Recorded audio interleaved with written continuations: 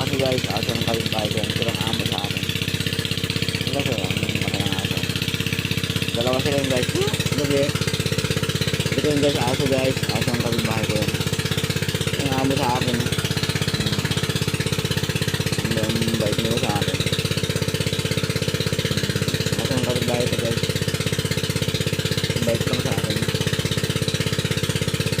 Parang mga aso rin. Parang ito dalawa sila. Sorry ka lang.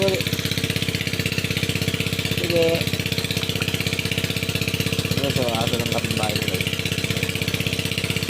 Ulok. Puro ulok guys. Aso ng kapitbahay ko yung sumilo aso.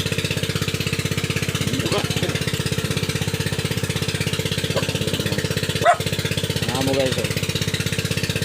Amo yan guys. Aso ng kapitbahay ko. Silungan.